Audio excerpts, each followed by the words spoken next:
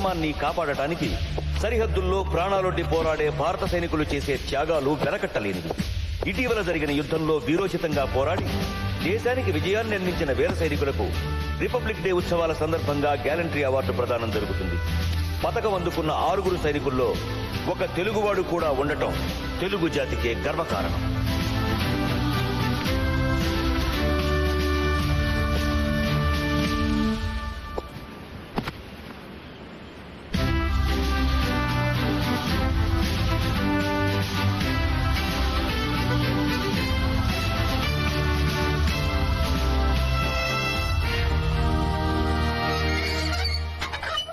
Good morning sir. Sir ఏమిటి? అందరినీ లోపలికి ఎలా చేద్దారు సార్? ఎవరు? నేనే. ఫ్యాక్టరీ లాకౌట్ లో ఉంది. ఆల్రెడీ లేబర్ ప్రాబ్లమ్స్ జరుగుతున్నాయి. శాంతి భద్రతల దృష్ట్యా లేబర్ ఎవరు లోపలికి రాకూడదు. ఫ్యాక్టరీ చీఫ్ సెక్యూరిటీ ఆఫీసర్ గా మీరు మాత్రం లోపలికి వెళ్ళొచ్చు. అరే, వాట్ ఈస్ దిస్? మీరనే లేబర్ గొడవల గురించి మాట్లాడడానికి ఎమ్మెల్యే గారు కబురు చేశారు. మరి వీళ్ళు లేకుండా ఎలా? సార్, ఆయన రమ్మంది మిమ్మల్ని ఒక్కరు మాత్రమే. మీరు మాత్రం వెళ్ళండి.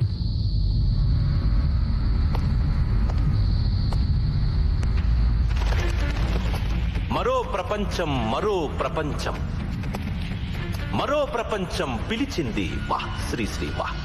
పదండి ముందుకు, పదండి తోసుకు, పోదాం పోదాం పై పైకి. కిందే ఉండిపోయారు, పైకి రండి. ఈ ఫ్యాక్టరీ ప్రజల్ది. సొంతింట్లోకి రమ్మన్నట్టు ఆహ్వానిస్తున్నావే. నేను ప్రజాప్రతినిధిని మాధవరావు గారు. ఈ నియోజకవర్గ ఎమ్మెల్యేని. ప్రజల ఆస్తంటే నాదేగా. పైకి రండి, మాట్లాడుకుందాం.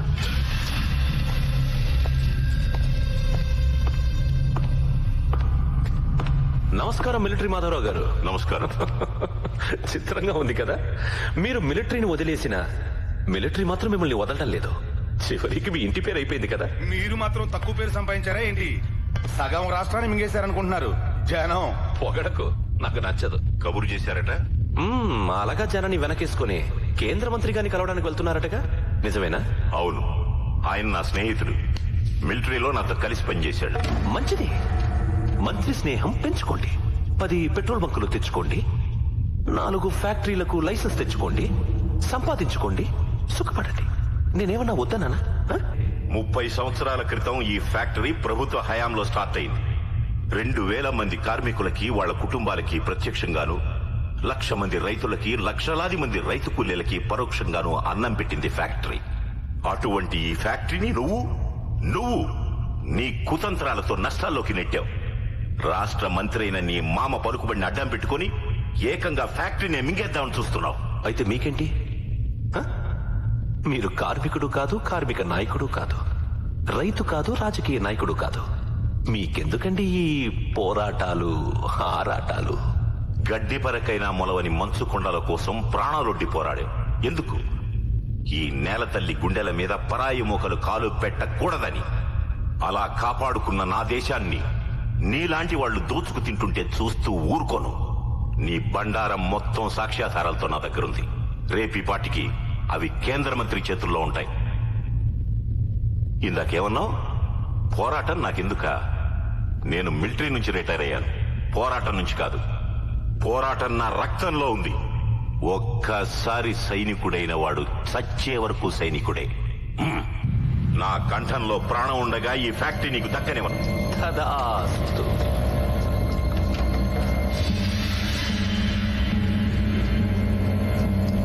అలాగే కానివ్వండి. అందరూ దీపావళికి టపాకాయలు కాల్చుకుంటారు. నువ్వేమో రిపబ్లిక్ డేకి ఆగస్టు 15కి ఊళ్ళో వాళ్ళందరినీ మన ఇంటికి రప్పించి టపాకాయలు కాల్పిస్తావు. మిలిటరీ వాడి కొడుకు మిలిటరీలోనే ఉండాలని అన్నయ్యని మిలిటరీకి పంపేశావు. వాడేమో అక్కడ యుద్ధంలో బాంబులు పేల్చుకుంటున్నాడు. దాని గురించి నువ్వు ఇక్కడ గొప్పలు చెప్పుకుంటావు. నాకున్న ఒక అన్నయ్య ఇంట్లో లేకుండా నేను ఒక్కదాన్ని గబ్బిలలాగా ఇక్కడ పడుతున్నాను. ఈ గుడ్డిదాని గోల ఎవ్వరూ పట్టించుకోరు. వాడు మొండి, నువ్వు జగమొండి. నాన్నోయ్. ఏమ్మా? ఏంటి నా మటుకు నేను వాగుతూనే ఉన్నాను, నువ్వేం మాట్లాడవేంటి? ఏం చేస్తున్నావు? అన్నయ్యకు ఉత్తరం రాస్తున్నానమ్మా. అది సంగతి. నేను అడిగానని రాయ్. అలాగే ఆవకాయ ఉందో అయిపోయిందో కనుక్కో. అర్థమైందా? అలాగే.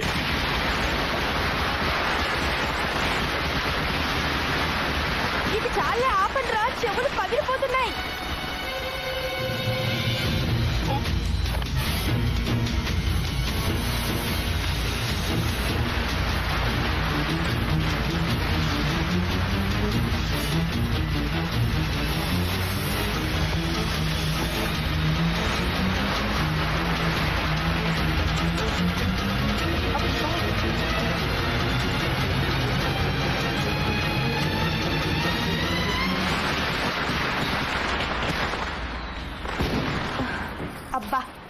వెదవ టపాకాయలు. నాన్నా నాన్నా నాన్నోయ్, ఏం చేస్తున్నావు? మాట్లాడవేంటి? నానా నానా నానా నానా, ఏమైంది నీకు? ఇక్కడ ఎవరైనా ఉన్నారా? వద్దు! నానా! నానా!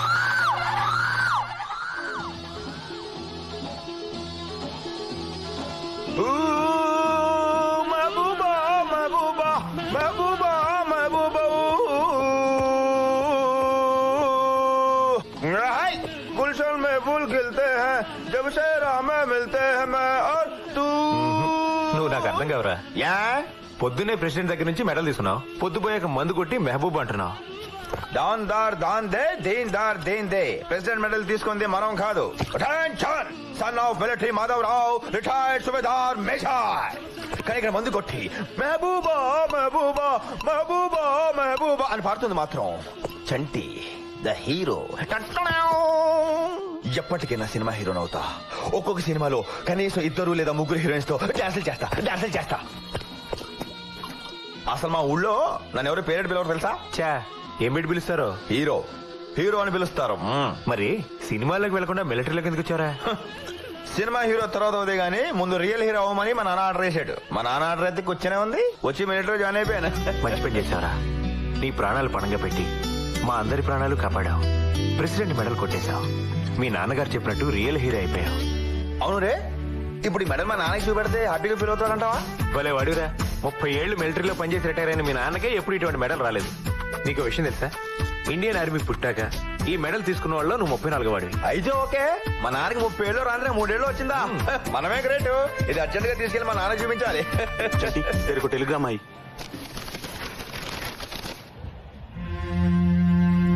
ఏంట్రా, ఏమైంది? Father expired, start immediately.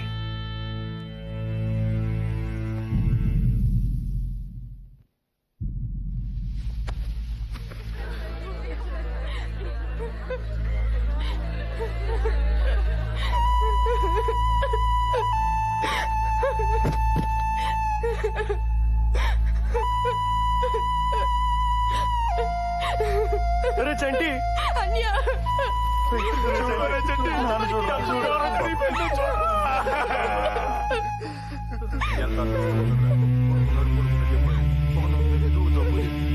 Maharaj లాగానే పోయాట్రా.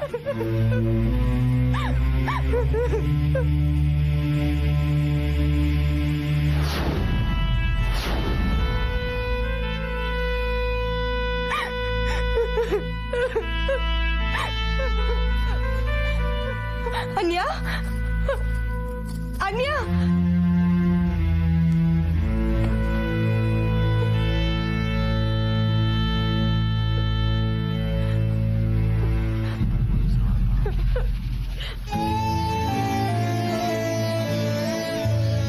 డిసిప్లిన్ అని క్లాసులు పీకడం కాదు నాన్న. ముందు మనకు ఉండాలి డిసిప్లిన్. సోల్జర్ అనేవాడికి గడ్డం మాయకూడదు. నీకు ఈ మధ్య బద్ధకం ఎక్కువైంది. అంత బద్ధకంగా ఉంటే మేము చేస్తాంగా గడ్డం.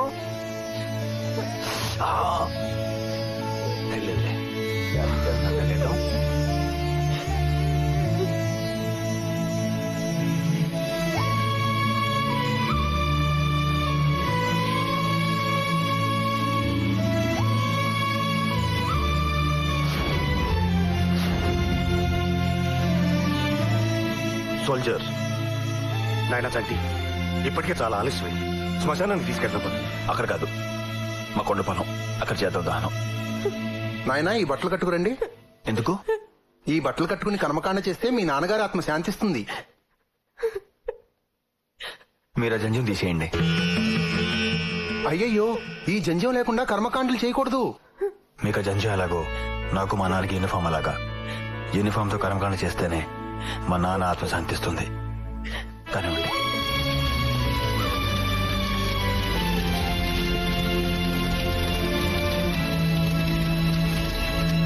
ఆగండి. ఏంటి మీరు ఇక్కడ? సమాధి కట్టడానికి వచ్చాం బాబు.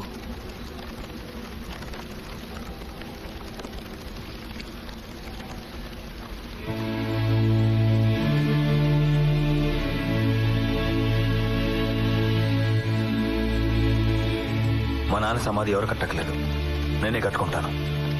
నా చేతులతో కట్టుకుంటాను. అన్నిటికీ తొందరే నాన్న నీకు. చిన్నప్పుడు ఆడెవడో కంప్లైంట్ చేశాడని నన్ను చెత్త కొట్టేశావు. తర్వాత తప్పు నాది కాదని తెలిసి చెల్లి దగ్గర ఏడిచావు. నేను చూసానులే. ఒరే చంటి, నువ్వు దేనికి పనికిరావు అనేవాడివి. ఇప్పుడు చూడు, ప్రాజెక్ట్ వచ్చాను. ఇదిగో నీకు చూపిందని మెడలు కూడా తీసుకొచ్చాను. వెళ్ళిపోయావు. అందులోనే కంగారు నీకు. అయినా ఏం పర్లేదులే. అసలు ఈ మెడల్ నాది కాదు నాన్న, నీదే.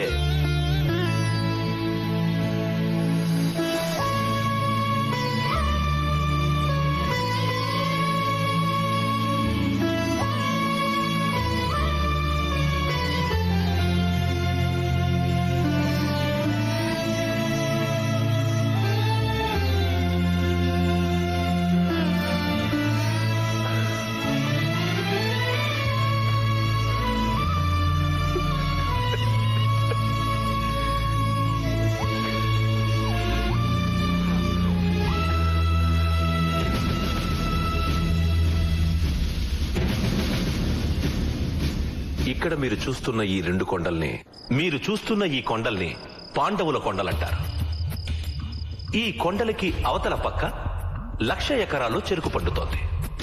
కొండలకి యువతల పక్క కొంచెం దిగువగా ఉంది గవర్నమెంట్ షుగర్ ఫ్యాక్టరీ. అదే ఇది. అక్కడ పండే చెరుకు ఈ ఫ్యాక్టరీకి సప్లై అవుతుంది. లంక మేత గోదావరి ఈత అని ఈ కొండ కిటుపక్క 30 కిలోమీటర్లు, ఆ కొండ కటుపక్క 30 కిలోమీటర్లు. ఎటు ఈ ఫ్యాక్టరీకి దారి లేదు.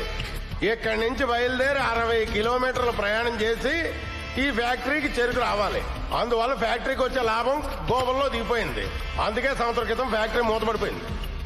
ఈ ఫ్యాక్టరీని డిస్ఇన్వెస్ట్మెంట్ స్కీమ్ కింద నేను కొన్నాను. ఏంటో స్కీము? అదే పూర్వం దొంగలు ఊళ్ళు పంచుకుంటారంటారే, అలాగే ఇలాంటి ఎమ్మెల్యేలు, మీ బాబు లాంటి మినిస్టర్లు ప్రభుత్వ ఆస్తుల్ని అర్ధనాకి అనాకి పొకోడి ముక్కలు నంచుకోవడానికి పెట్టిన ముద్దు పేరే డిస్ఇన్వెస్ట్మెంట్ స్కీమ్. ఆ ఊరుకోండి మీరు. పాపం 5 కోట్లు పోసుకున్నారు. పాపం 5 కోట్లు ఇచ్చి 250 కోట్ల ఫ్యాక్టరీని లటుక్కుని మింగేశారు. ఈ 60 కిలోమీటర్ల దూరం తిరిగి వచ్చినడికి మాకు కూడా లాభం గోబా అవుద్ది. అక్కర్లేదు. ఈ పాండవుల కొండల మధ్య నుంచి ఇలా రోడ్డు వేస్తే జస్ట్ 5 కిలోమీటర్లకే చెరుకు ఫ్యాక్టరీకి చేరిపోతుంది. అదేంటండి, ఈ రోడ్డు ఏదో అప్పుడే వేసుంటే ఫ్యాక్టరీకి లాభాలు వచ్చిండేగా. ఈ మాట అన్నందుకే లోగడ ఒక ఇంజనీర్ శవం గోదాట్లో తేలింది. అదేంటది? మరి ఇక్కడి నుంచి 55 కిలోమీటర్ల రోడ్డు తగ్గిపోతే కాంట్రాక్టర్కి వచ్చే లాభం తగ్గిపోదా? అందుకని ఆ కాంట్రాక్టర్ ఇంజనీరింగ్ చంపించేశారని జనం టాక్. ఎవరండి బాబు ఆ కాంట్రాక్టర్? వీళ్ళ బాబే. ఫ్యాక్టరీకి చెరుకుని సప్లై చేసే లారీల కాంట్రాక్ట్ కూడా వీళ్ళ బాబే తీసుకున్నాడు. చెరుకు గడలో రసం పీల్చేసినట్టు ఫ్యాక్టరీకి వచ్చే అన్ని రకాల లాభాలని అప్పుడు నంజేసుకున్నాడు. ఇప్పుడు ఫ్యాక్టరీనే గుంజేసుకున్నాడు. లాయరు చాలు. ఇప్పుడు ఈ ఫ్యాక్టరీకి రోడ్డు వేయడానికి ఇక్కడున్న రైతుల దగ్గర నుంచి ఈ పొలాలన్నీ నయానో భయానో చవక్కలాగేయాలి. నాకు తెలిసిపోయిందా ఏంటో అడగలే. అడగపోయినా చెప్తావుగా, చెప్పు. ఇప్పుడు ఈ పనంతా ఈ లాయరు, ఆ ఎంఆర్ఓ, ఇన్స్పెక్టర్ చేస్తారా? దిగండి, ఇంకా కూకుంటూ పోన్నారా? మంచి టీ కొట్టాలా? అదే గురు, షుగర్ ఎక్కువ ఇయ్యాలా? రేయ్, ఆ ఇన్సర్ట్ ఏదైతే ఉందో అది నీ పర్సనాలిటీకి అవసరం అంటారా? ఇదిగా ఇవాళ రేపు అమ్మాయిలు పర్సు డ్రెస్ చూస్తున్నారు తప్ప పర్సనాలిటీ గ్లామర్ చూడటం లేదా? రేయ్, ఆ కళ్ళజోడు ఏదైతే ఉందో అది ఒకసారి తీరా చూద్దాం. ఓకే. ఇవన్నీ ఓహో, ఇవన్నీ 3. మరి అదే మీకు నాకు డిఫరెన్స్. నేను కుడి కళ్ళతో చూస్తే 2, ఎడం కళ్ళతో చూస్తే 1, 2 కళ్ళతో చూస్తే 4. ఏమండో సర్పంచ్ గారు? ఏమన్నా సర్పంచ్ గారు బాగున్నారా? ఒంటూ బాగలేకపోతే మందుల కొట్టు దగ్గర ఉంటాం, మనసు బాగలేకపోతే మందు కొట్టు దగ్గర ఉంటాం, అన్ని బాగుంటే టీ కొట్టు దగ్గర ఉంటాం. నువ్వు వేసిన ప్రశ్న ఏదైతే ఉందో అది తెక్క ప్రశ్న. ఓహో, అది సరే. ఈ మధ్య కనిపించట్లేదు. నువ్వు ఏ ఊరు వెళ్ళా? గడ్డం చేయించుకోవడానికి గుంటూరు వెళ్ళాను, కటింగ్ చేయించుకోవడానికి నెల్లూరు వెళ్ళాను, స్నానం చేయడానికి వైజాగ్ వెళ్ళాను, టిఫిన్ చేద్దామని విజయవాడ వెళ్ళాను, కాఫీ తాగుదామని కాజీపేట వెళ్ళాను, భోజనం చేయడానికి తిరుపతి వెళ్ళాను, బిర్యానీ తినడానికి హైదరాబాద్ వెళ్ళాను. తిక్క ఏదోలు కనబడతారని మన ఊరు వచ్చాను.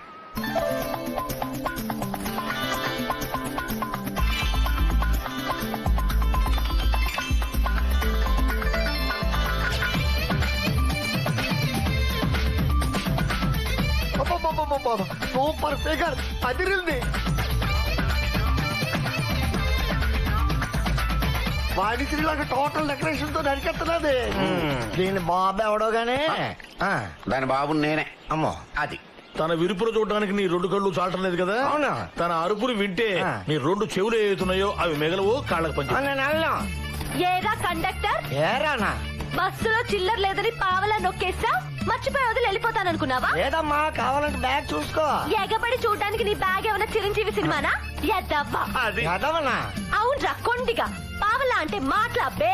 పావలాకి సూది కొనొచ్చు, దూది కొనొచ్చు, జీడి కొనొచ్చు, బీడి కొనొచ్చు, దాండ్ర కొనొచ్చు, తాటి ముంజ కొనొచ్చు, కరకాయ కొనొచ్చు, శనక్కాయ కొనొచ్చు, బిళ్ళ కొనొచ్చు, బిస్కెట్ కొనొచ్చు, ఎలకాయ కొనొచ్చు, గిలకాయ కొనొచ్చు, చింతపండు కొనొచ్చు, అత్తి పండు కొనొచ్చు, పనస పిక్క కొనొచ్చు, తెల్లగపిండి చెక్క కొనొచ్చు, దేవుడికి దక్షిణ కూడా వెయ్యొచ్చు.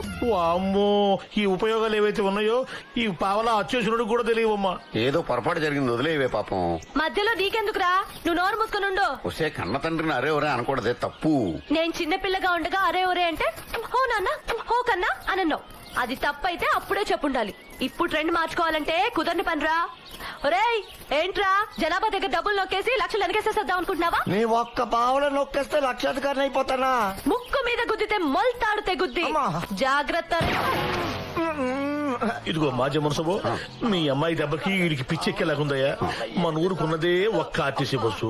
ఆ ఒక్క ఆర్టీసీ బస్సు ఏదైతే ఉందో అది గనక ఆపేస్తే సర్పంచ్ గా నన్ను దింపేస్తారు. ఒక ఐడియా చెప్పు. అప్పుడు వాళ్ళకి అమలాపురం ఫేమస్, ఐడియాలకి అప్పారావు ఫేమస్.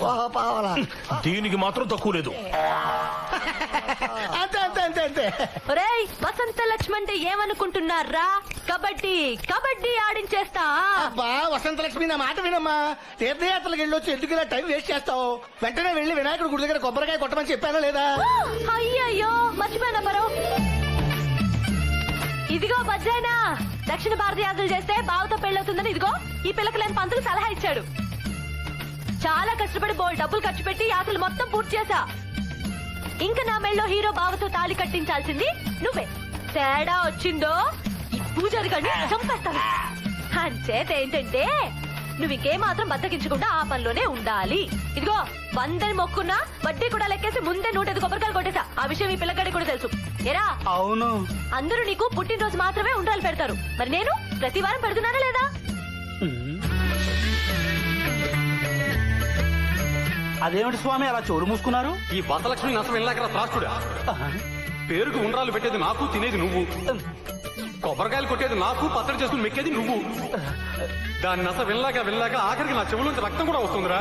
మొన్నోసారి అయితే జ్వరం కూడా వచ్చింది. అసలు ఆ దిక్కుమాల యాత్ర సలహా ఎవడమన్నారా నిన్ను? ఏంట్రా నవ్వుతున్నావు? నన్ను చూస్తే జోకులుగా ఉందో? రా, నా చేతిలో చిలకడ దుంప